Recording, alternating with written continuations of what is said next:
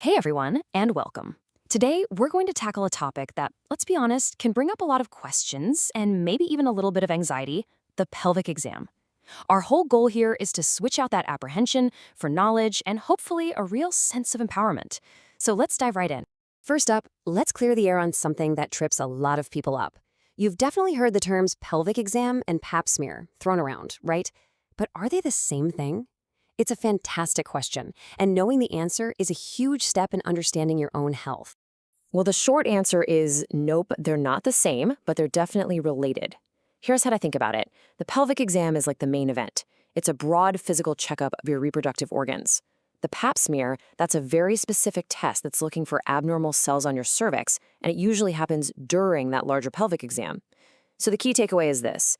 You can have a pelvic exam without a pap smear, but you can't really have a pap smear without a pelvic exam.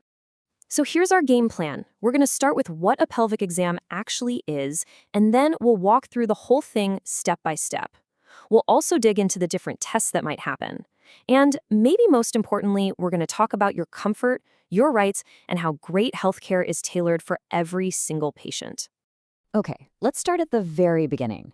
What exactly is a pelvic exam, and why do doctors even do them? At its heart, a pelvic exam is just a systematic physical checkup. Your healthcare provider is basically taking a look at the health, size, and position of your reproductive organs, both the parts you can see and the parts you can't. It's a pretty comprehensive look at that whole system.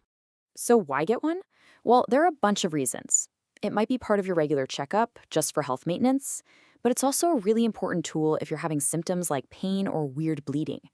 It's a cornerstone of prenatal care, and it can screen for all sorts of things, from infections to STIs to bigger structural issues like cysts or fibroids.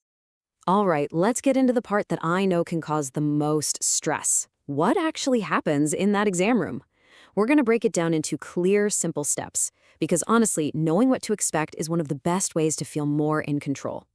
Getting ready is actually pretty easy, but it is important.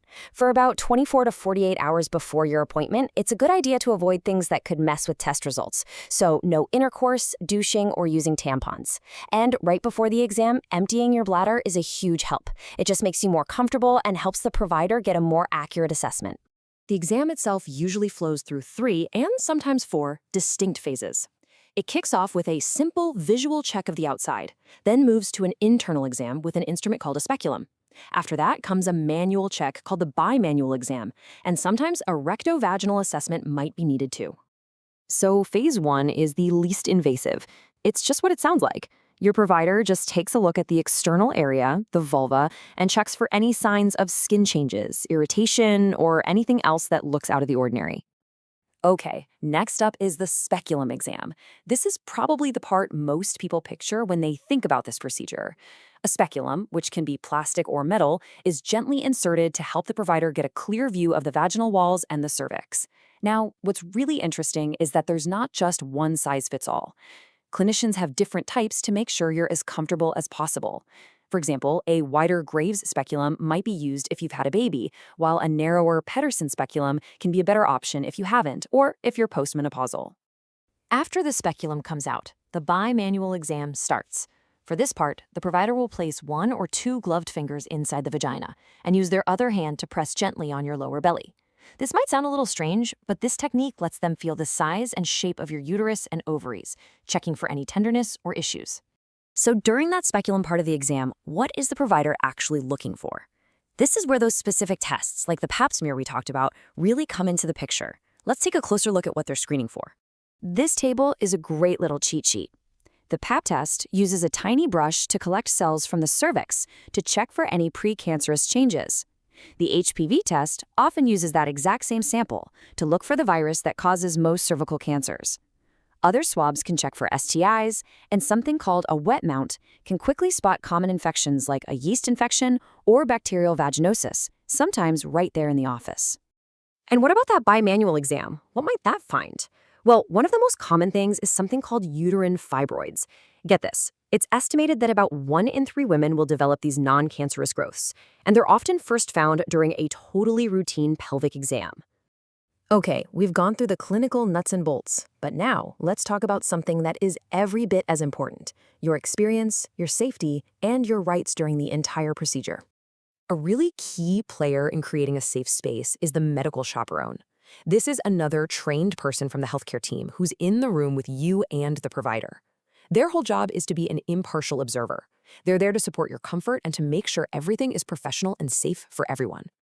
And having a chaperone isn't just a nice to have, it's actually a professional standard of care. Major organizations like the American College of Obstetricians and Gynecologists strongly recommend having a chaperone for any sensitive exam.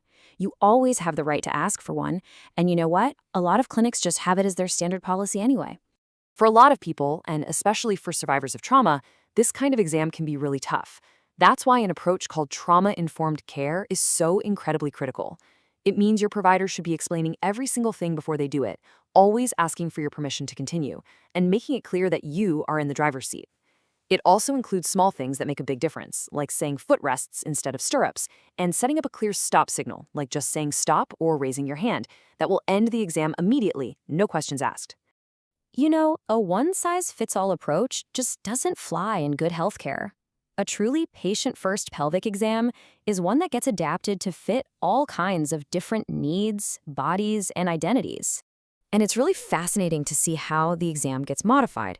For teenagers, the focus is all about education, and the first exam is usually put off until they're 21, unless there's a problem. For postmenopausal folks, using a smaller speculum can make a world of difference. For transgender men, care has to be sensitive to gender dysphoria and the physical changes from testosterone. And, like we just talked about, for any trauma survivor, that trauma-informed approach is the absolute baseline. And providing gender-affirming care is just essential. Small things can have a huge impact. Things like asking for and then using a patient's preferred words for their own body. Or offering the patient the choice to insert the speculum themselves. That can give back a huge sense of control. But probably the most important thing is this. Screening needs are based on the anatomy a person has, period, not on their gender identity. And what about when it's all over? It is totally normal to have a little bit of light spotting for a day or two, especially if you had a pap test. But you can almost always get right back to your day immediately after. So there you have it. We've gone through the what, the why, and the how of the pelvic exam, from the clinical procedure to the absolute importance of compassionate care. The whole point of knowing all this is to feel empowered. So I'll leave you with a question to chew on. Now that you know all this, what's one question you'll ask at your next visit to take charge of your own health? Thanks for tuning in.